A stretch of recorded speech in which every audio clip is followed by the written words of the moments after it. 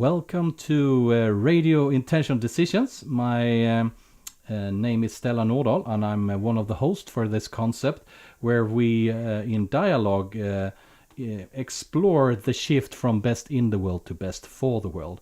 And I'm very happy to be here today. We're broadcasting this specific concept, Radio Intentional Decisions, under the 48-hour Best for the World broadcast. So isn't it suitable to have it within this super event, 48 hours of live stream on YouTube? And I'm also very glad to have my today's guest here to be able to talk about intentional decisions in complexity, and that is Kristian Stlne. Welcome, Kristian. Thank you, Stellan. So how's the day for you today, Kristian? It's awesome. I've been here and I've been talking a bit about collective leadership and collective intelligence and stuff like that. So these things interest me. So I'm all for it. And now we are into complexity fully, hopefully. And couldn't you please tell us a little bit about why are you interested in complexity and how do you engage in that topic? Couldn't you help us out a little bit? There are several answers to this, I think. I'm interested in complexity because it's a complex world, and I think, at least I want to be relevant in it. And also I have felt and also feel now and then overwhelmed by the world's complexity, and I'm struggling to make sense. What is this thing we are kind of thrown ourselves in? So that's why kind of my personal interest in complexities. I'm a researcher as a background, and I come from an engineering background with structural mechanics, with a very, very methodological way of structuring the world and getting clear answers to how materials function. But then I've also studied I kind of was insatisfied with how it explained the kind of issues around meaning and issues around how should I live in the world. So I got interested in psychology and the field of adult development psychology, and how that tells us about how we deal with complexity. So that's kind of, complexity has been kind of the term for me that connects a lot of these branches of my life, my professional branch, my interests in adult development and personal growth in any sense. And you do this as a researcher in a university in Malmö, right? Correct. Yep. Super. And when you engage, is it a complex world, the university world? I would mostly refer to it as a complicated world. And you often distinguish between complex and complicated. And complicated, it's kind of an ordered complexity, where you, for instance, an airplane or a house, they are very complicated, but in essence, you can understand how they function. Complex, on the other hand, is more organic, and you can't fully understand what a tree is. You can't understand what a human being is. You can't have these clear answers of how to raise a family. So they are more complex answers. So I think that distinction is that's a good distinction for seeing what complex means. And in academia, I would say it's more complicated than complex. Okay. And then I have another thought here. Do we need to understand? We can't fully understand it. I have to admit, I somehow, parts of my life, I had the illusion that somewhere I will figure everything out, or someone has figured everything out. But really, we need to kind of be able to rest in not knowing stuff, and accepting that some things are just too complex for us to understand. And do you personally believe that's a problem, or is it an opportunity? I used to see it as a big problem. Yeah, I mean, it's an opportunity, and also it's more attractive, I think. To I not like have every answers. And if I made an example with a map before when I did a lecture, and I think at what is a good map? Behind me I have kind of this globe, and typically a map is a mapping of how the world looks, and it's kind of a complete image of the world. It's obviously a simplification, but it's still an image of the world.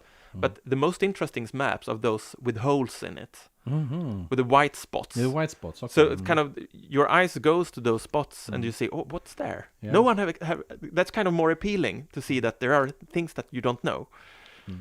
And I mean, here be dragons. here be dragons. Okay, so what I'm thinking of then is, okay, so could you? Maybe this is a question that's not relevant because I've already formulated the answer into it. So okay, never mind. I try it out.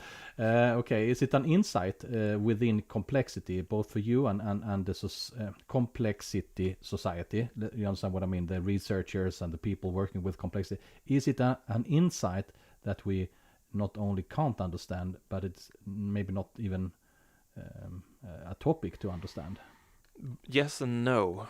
I see. Even within the field of adult development, there are different branches. There are different theories, and I think we don't sufficiently enough mix our different perspectives. We work within our different silos or different fields. We have our kind of favorite perspectives, and we kind of are too busy typically with studying what we can see with our perspectives, rather than ask what can they see from their perspectives.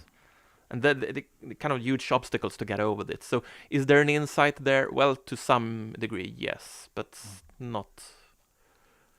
So what I'm thinking of is, okay, so for those who haven't studied complexity, I like that you did a distinction between complex and complicated, which means that you can have something that is simple and you can have something that is complicated, and that is just by mixing it up in like an unstructured way and confusing way. You get confusion on a higher level, more or less, nothing else. You don't get any, but you get stuff when you have a complex system. So what would you say are the benefits of having a complex system being complex and letting it be complex, and maybe even embracing it, the complexity? I think it's it's about mindset pretty much, and that's what I think, where I think the adult development perspective is useful, because some things, if I give examples like a car is complicated and a tree or an ecosystem is complex. I mean, those are out there, but I think also these two ways can also reflect different mindsets. So you can have a mindset where you expect things to be complex, and also you can have a mindset where you expect things to be complicated. When you look at, for instance, the sustainability developmental goals, they are 17. And you can see that from that perspective, you can see that it's great that there are 17. I can work with a few of them. It's great that they are divided. But on the other hand, from another mindset, from a more complexity mindset, you more kind of may get frustrated that all these 17 are kind of divided in that way, because they are interconnected. Yeah, and this interconnection probably gets lost in putting things in boxes and stuff like that, I guess. And typically, yeah. So what I believe is also that what happens then is that we get a reduced causality. We can't see how things connect, as we believe that we can take one out of 17 or 169 because there are more of them, and even 169 is like, but that is the best we have in that direction right now. So I guess we have to, we can't just throw it throw it away. We have to use it. But what I'm thinking of is more like, how can we find ways of working with complexity without reducing the system? That would be super interesting for me to find. Yeah. I mentioned mindset, and I come from academia. I like complexity. I like structures. I like to think, but I think thinking will only get you so far. So I think it's also about attitude and about kind of more emotional aspects, and they become more visible when you talk about complex things that move, because you have this uncertainty, and uncertainty that kind of you can feel it in the body. The body gets kind of worried when you kind of have this uncertainty. So what typically comes up, I think, when you want to address this, is that kind of emotional aspects come up. And also, if you want, I will talk a bit about the collective leadership and the collective leadership and collective intelligence. I think it's suitable because rather when we think that when we see ourselves as a collective that wants to engage in sustainability goals, for instance, because it's not up for one person to solve, so it needs to be solved from a collective perspective, as a collective. Then when you're trying to work and exert leadership as a collective, you have to ask the question: when do we become a collective? What does it mean to be a collective? What does it mean to call ourselves a we? How do we function as an organism rather than as a machine? And that's issues around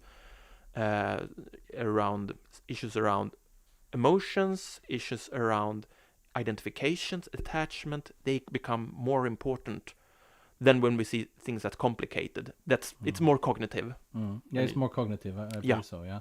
So what I'm looking here for is like the idea I have, and see if you like it, or probably you do, because you're into complexity. So you don't dislike complexity, I guess. Okay, so the idea here is that life is a complex system. Organizations are complex systems. The world is a complex system. A tree you also mentioned already, and so okay. So we have those complex systems. They are not complicated because of complication. They are complex by nature. And what we have done for the last, I would say, 300 years is that we have reduced complexity, and we have put stuff into measurable boxes. And what we then get is that we lose the power of the system, and we don't see how things are interconnected. And we set goals. For instance, I would say, not that I don't like the Sustainable Development Goals, but they are still just goals. So that means we reduce something into like something you can measure, and by doing that, we focus on that, and everything else gets fuzzy. And things lose their causality possibilities, and we can only see what we can measure. So that is approximately what I let's call it a problem formulation, but instead then embracing the complexity and using other methodologies to move forward without setting goals, without measuring. I mean, it's not that it's not applicable on some things. Earlier today I had a dialogue with a woman. We talked about what happens when we set a number on a kid. What happens? And what if we reduce you to let's say the grade, whatever it's called, a digit or a letter? What happens then with you when we reduce you to that? Yeah, I think it's well put, and I think it reflects the modern mindset to a great deal. That we measure things, and if you can't measure it, it's not that interesting. Probably it doesn't exist. It doesn't exist. It's not even a white spot. It's not. It's not even on the map. It's something that you can't see, and you don't know that you should value it. Yeah, I think there is value in measuring things, but I think we do it to a great deal in society, and I think we should continue to do that. But we should be better aware of what we're missing. And we're missing a lot. And maybe. And so we don't exclude the measuring. Because that's a very, I would say, something that I confront every now and then. And that is, you put things in opposition. And that's also part of the separating idea, that you put things in opposition.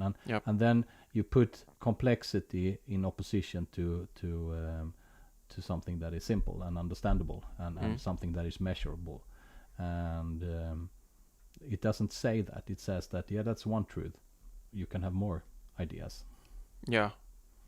It's you said that if we kind of start to seeing what things are complex rather than complicated, and you say, well, life, yeah, a human being, yes, absolutely, ecosystem, yes, absolutely, organization, well, yes and no. yes and no. Depends on how you organize. Yeah, but it depends on how you organize, because yes, an organization is complex since there are human beings in it. Yes.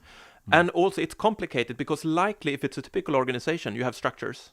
You have kind of this line organization, and you try to make order of it. And there is a good word for this.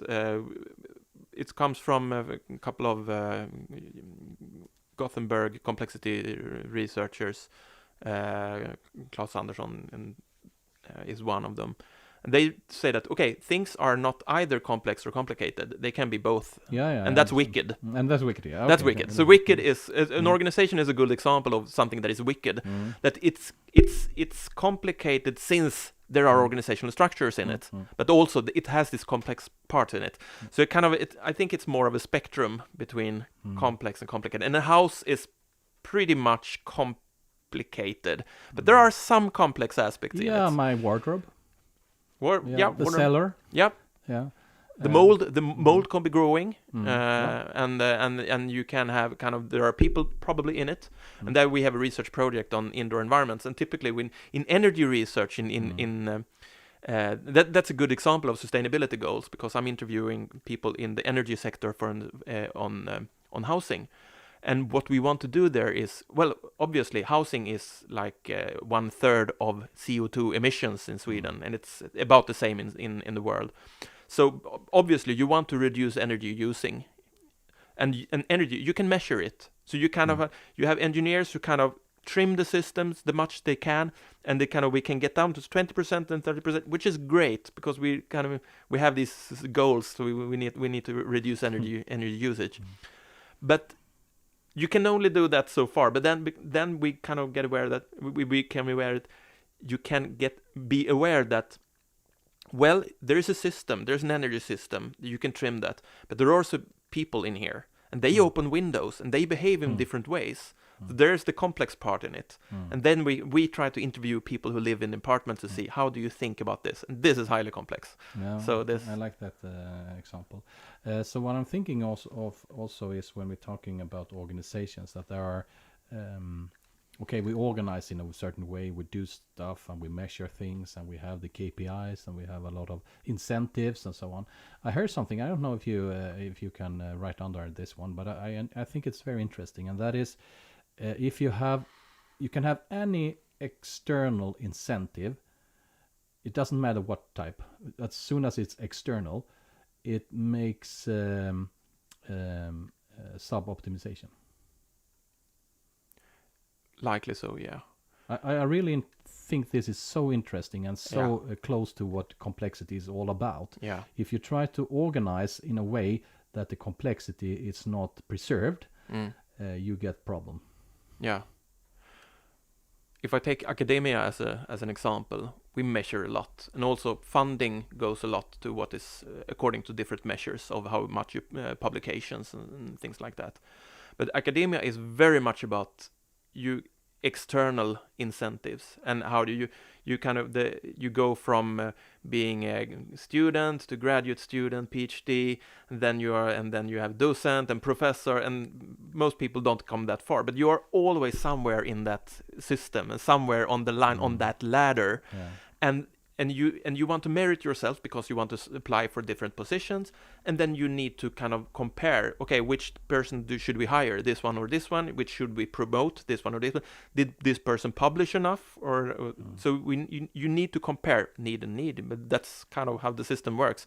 You compare different people, and then you obviously this. As a researcher, I'm very aware of this. So I'm in the publication race, so to speak. And I think I try to not give that much attention. But because still it's important at some level, but not really. Yeah, but it's kind of. I mean, I mean, the system is rigged that way, and that makes us look mostly for ourselves. So this makes my when I look at, okay, what is development within academia? Well, it's me developing myself, and my colleagues are, well, they're my colleagues. They're nice, we cooperate, but kind of maybe this makes me see them as competition rather than colleagues. That means that it's quite a limited game plan there. Yeah, the game is for me. The game is for you. Yeah. Yeah, I play the game as an individual. And when you relate to others, it's in those lists of how many publications. Then is it that what you're talking about, or? I mean, you typically compete like that, but then I mean, I think that the antidote to that is collective leadership and collective intelligence, where you start by assuming that, okay, let's assume that leadership is something that we all exert together. Let's take that as a starting point. Yeah. So, yeah, I like that. I have a suggestion here, Kristian.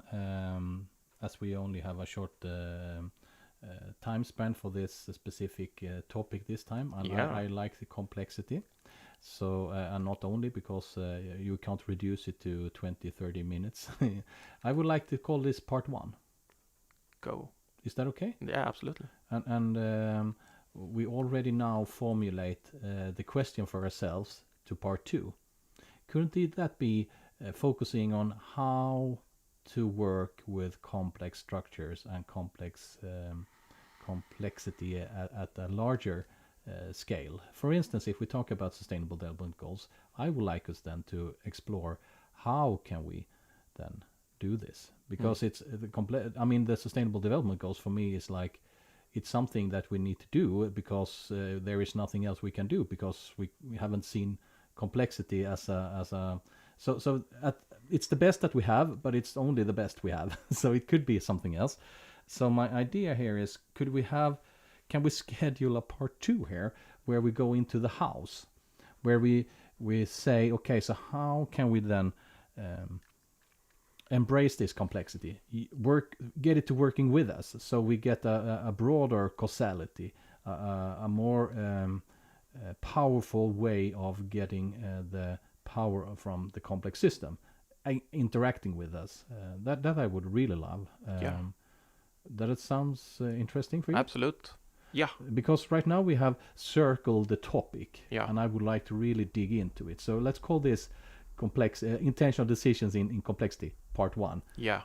Giving us a game plan, and then we formulate this question, and we can have it as a how, but we can also use the specific how concerning the sustainable development goals, because I'd really love to see if we could contribute here, if we can go to you and say, okay, so we have here a way of working which doesn't put things in opposition and doesn't unnecessary forget important stuff, and maybe also show causalities that are working against each other.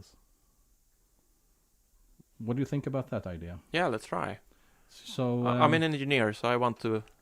I want things to work. Me too. Applications. And you were into what kind of engineer was your? Structural mechanics. Okay, so I'm engineering physics. So I'm an engineer in physics as well. Okay.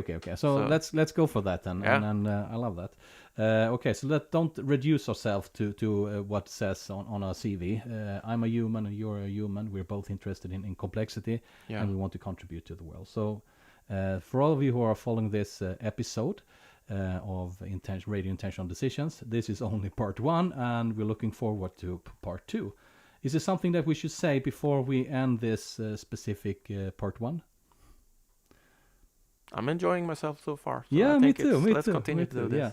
So thank you everyone for being part of this broadcast. And if you want to follow up on us, we have a second part coming up called Intentional Decisions in Complexity Part. Can we even say part?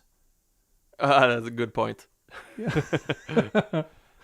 Section 2. I don't know. Okay. I don't know. Okay. See you around. Bye.